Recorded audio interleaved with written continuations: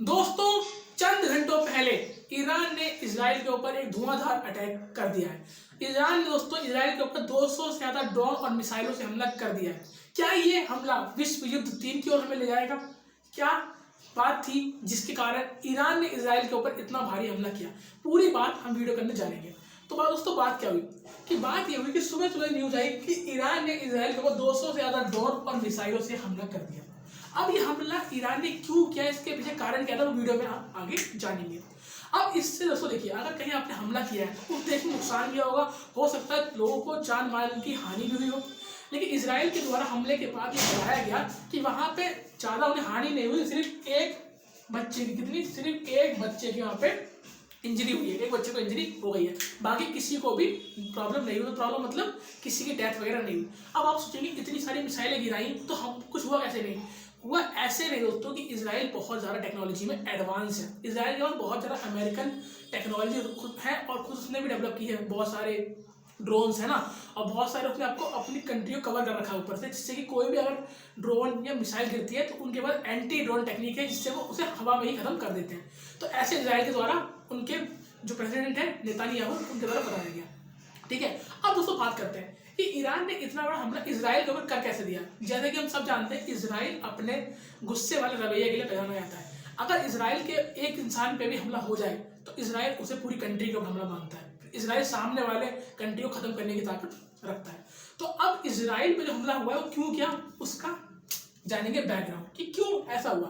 दोस्तों हाल ही में, जैसा कि आपको पता है, इस टाइम इजराइल में तो बहुत टाइम से लड़ाई चल रही है, इजराइल की और हमास ग्रुप की बहुत टाइम से लड़ाई चल रही है ना, हूथीज रिबेलियन की, है ना।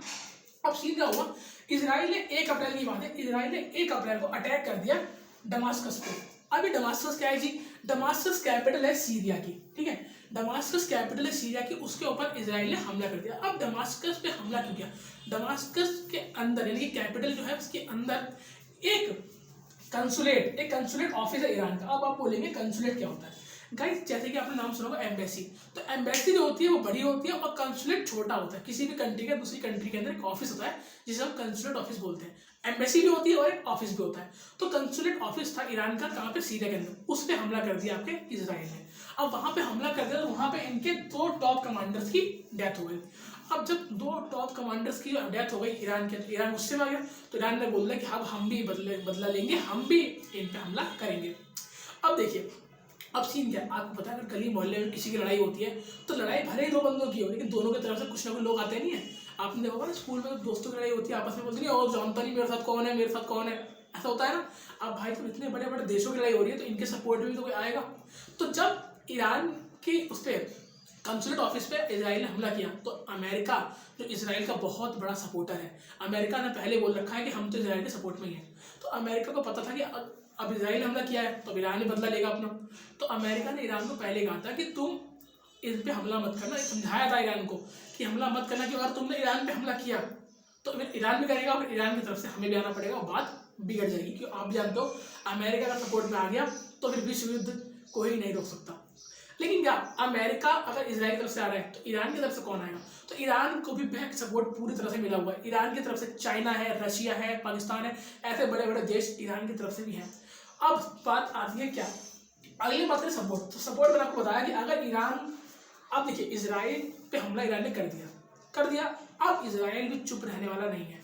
ठीक है, अब इजराइल भी, अगर इजराइल शांत हो जाता है कि अगर अमेरिका इजराइल को समझा दे कि कोई बात नहीं, तो लड़ाई नहीं होगी। लेकिन अगर अब इजराइल, जैसा उसका नेचर है गुस्से वाला, अगर अब इजराइल ने हमला किया आपके ईरान के ऊपर तो इसमें अब क्या होगा, सपोर्ट आएगा। सपोर्ट मतलब और देश उतरेंगे।